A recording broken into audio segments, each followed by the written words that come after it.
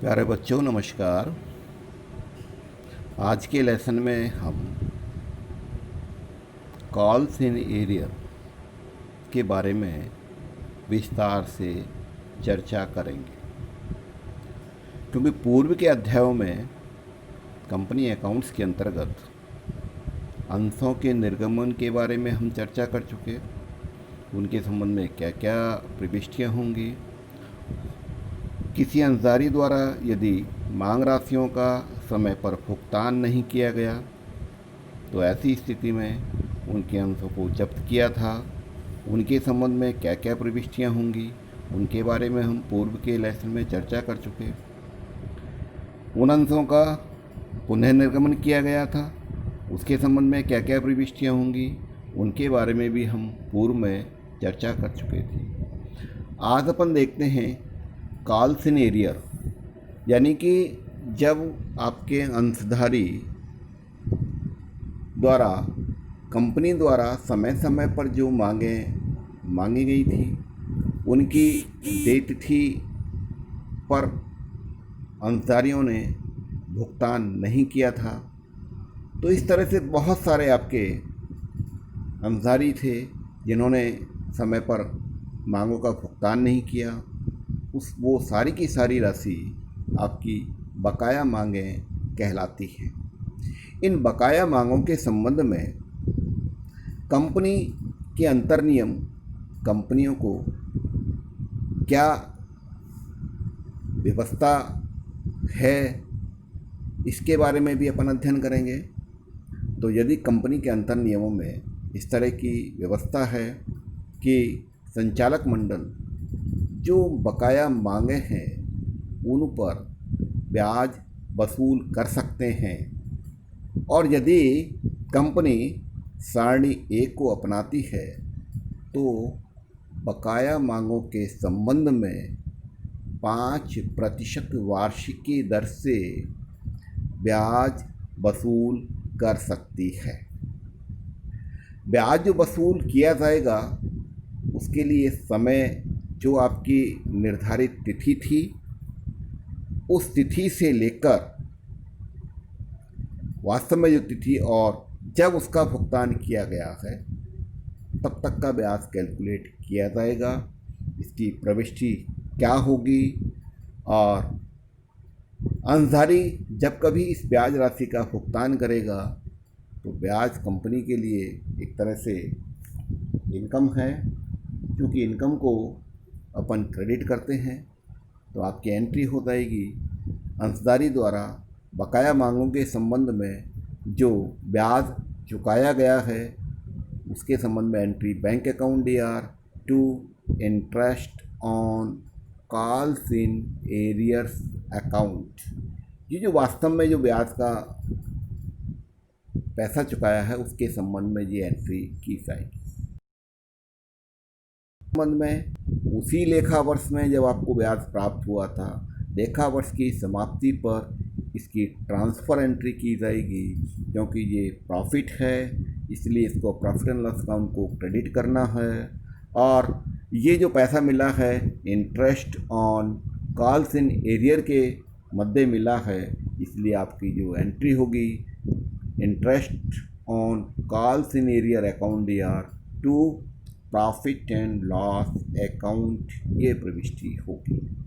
तो calls in arrear के बारे में यही आपकी 2 एंट्री होंगी, जब आपको ब्याज प्राप्त होता है उसके संबंध में, और लेखा वर्ष की समाप्ति पर आपकी ट्रांसफ़र एंट्री होगी। इसी प्रकार कॉल्स इन एडवांस के संबंध में भी आपको प्रविष्टि करनी है। बहुत बार आपके जो अंशधारी हैं वो भविष्य में कंपनी जो पैसा मांगेगी की मांगों के संबंध में उसका वो पहले ही अग्रिम में भुगतान कर देते हैं। जो अग्रिम में भुगतान किया जाता है वो कॉल्स इन एडवांस खाते में स्थानांतरित कर दी जाती है वो राशि, क्योंकि जब तक कॉल का समय नहीं आता है ड्यू का, उससे पहले वो राशि कॉल्स इन एडवांस में ही रहेगी। इसके संबंध में जो एंट्री की जाएगी जिस समय आपको पैसा प्राप्त हुआ था एडवांस में, और बैंक अकाउंट यार टू कॉल्स इन एडवांस, ये आपकी लायबिलिटी बनेगी क्योंकि कंपनी ने अभी ये पैसा मांगा नहीं है, लेकिन अंशधारी ने चुका दिया है।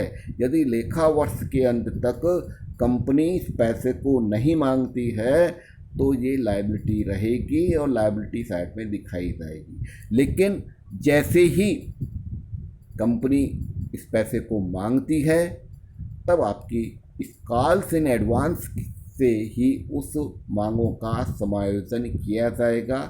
उसकी प्रविष्टि क्या होगी उसके बारे में आपको भी चर्चा करते हैं कि आपकी जो एंट्री होगी, जैसे भी कॉल्स इन एडवांस अकाउंट यार टू जो भी आपकी मांग है, particular calls share call account आपको लिखना है। पर्टिकुलर शब्द इसलिए लिखा है, जो भी कॉल है, जैसे फर्स्ट कॉल है उसमें लिखेंगे share first call, second call है तो शेयर सेकंड कॉल, पर्टिकुलर शब्द आपका हट जाएगा। एंट्री आपकी हो जाएगी कॉल्स इन एडवांस अकाउंट यार टू, हमने पर्टिकुलर कोष्टक में लिखा है पर्टिकुलर शेयर कॉल अकाउंट, ये आपको समायोजन प्रविष्टि करनी होगी। अब अपन चर्चा करते हैं कि जिस प्रकार से कॉल्स इन एरियर पर कंपनी सारणी ए के अनुसार 5% की दर से ब्याज वसूल करती थी, तो अंसारियों को भी ये अधिकार है कि वो भी, उनको भी जो एडवांस में उन्होंने कंपनी को भुगतान किया है उस पर उनको ब्याज मिले। तो सारणी ए के अनुसार वो ब्याज की जो दर है कॉल्स इन एडवांस पर वो 6% वार्षिक की दर है। 6% वार्षिक की दर से ब्याज का भुगतान किया जाएगा। उसके संबंध में जो एंट्री होंगी, ब्याज चुकाने पर आपकी जो एंट्री होगी, क्योंकि ब्याज आपका नुकसान है, interest on calls in advance account DR to bank, ये आपकी एंट्री होगी जो भी आपने ब्याज चुकाया है उसके संबंध में।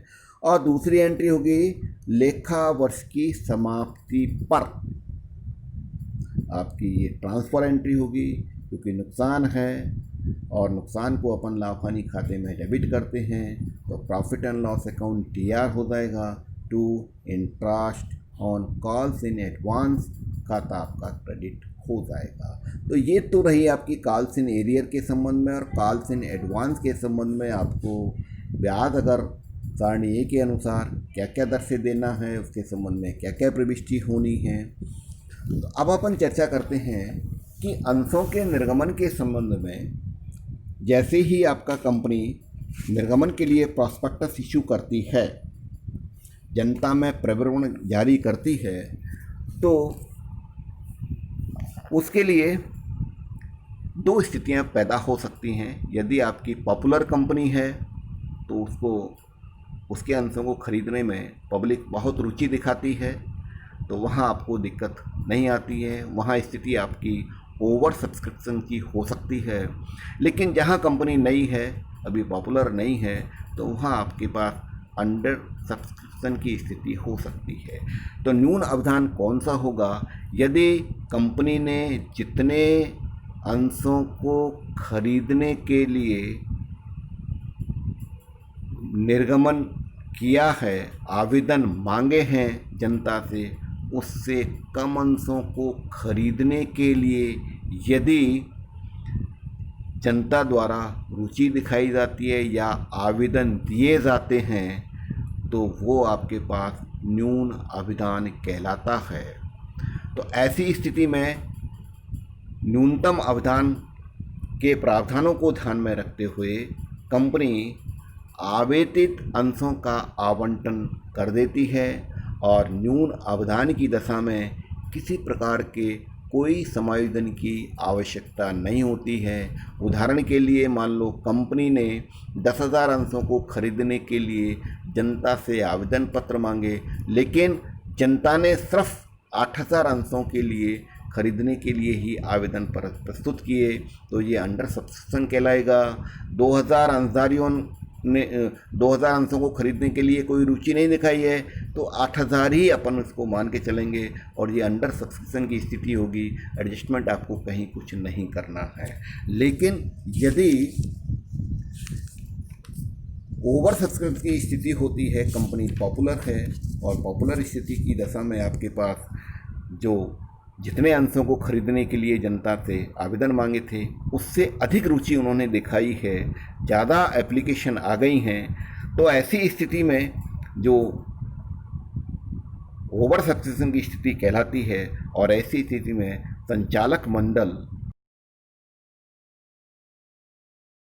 टन कर सकते हैं। मान लो 10,000 अंशों को खरीदने के लिए जनता से आवेदन मांगे, लेकिन 15,000 अंशों को खरीदने के लिए आवेदन पत्र प्राप्त हो गए हैं, तो ऐसी स्थिति आपकी ओवर सब्सक्रिप्शन की कहलाएगी। तो ऐसी स्थिति में कंपनी के संचालक मंडल किस तरह से बंटन करेंगे, तो सबसे जो लोकप्रिय है वो यथानुपात बंटन हो जाता है। उसमें क्या है, यथानुपात, आनुपातिक बंटन, यानी कि जितने आपके पास अंश हैं, मान लो 10,000 अंश हैं और आवेदन आए 15,000, तो 15,000 अनुपात 10,000, यानी 15,000 एप्लीकेशन, 10,000 आपके पास शेयर। इसका मतलब क्या हो गया, 15 अनुपात 10, यानी कि 3:2। जिस अंशधारी ने 3 अंशों को खरीदने के लिए एप्लीकेशन लगाई है उनको 2 अंशों का आवंटन कर दिया गया है। तो ऐसी स्थिति में क्या है, उनका जो एक्सेस अमाउंट है वो रोक लिया जाता है, लौटाया नहीं जाता है और उसका बंटन पर समायोजन कर दिया जाता है। लेकिन यदि किसी अंशधारी को एप्लीकेशन ज़्यादा लगा दी, उनको अंशों का बंटन कम किया गया है, तो ऐसी स्थिति में जो उनको बहुत सी राशि लौटाई जा सकती है, लौटाई जाएगी, जो उनके अंशों की अंकित मूल्य से अधिक पैसा यदि प्राप्त हो गया है, बाकी की राशि लौटा दी जाएगी और अलॉटमेंट तक की राशि का आपका समायोजन हो जाएगा और बाकी की जो मांगों की राशि आई है वो कॉल्स इन एडवांस में चली जाएगी और बाकी की राशि लौटा दी जाएगी। लेकिन बहुत से ऐसे अंशधारी हैं जिनको की राशि कोई बंटन नहीं किया जाता है, उनको राशि लौटा दी जाती है। इस तरह से आपके पास ये अंडर सब्सक्रिप्शन, ओवर सब्सक्रिप्शन की स्थिति भी सॉल्व हो जाती है। और इसके लिए विद्यार्थियों से एक विशेष अनुरोध है कि वो इस तरह की अगर ओवर सब्सक्रिप्शन की स्थिति उत्पन्न होती है तो वो क्या करें कि एक एनालिटिकल टेबल बना लें और उसके आधार पर ये बंटन करें, तो कहीं किसी तरह की कोई समस्या उत्पन्न नहीं होगी, आपका सवाल आराम से सॉल्व हो जाएगा। इस तरह से ये कंपनी अकाउंट्स का पूरा की पूरा चैप्टर फिनिश हो गया। आगे अपन अगले लेसन में अगले चैप्टर के बारे में चर्चा करेंगे। धन्यवाद।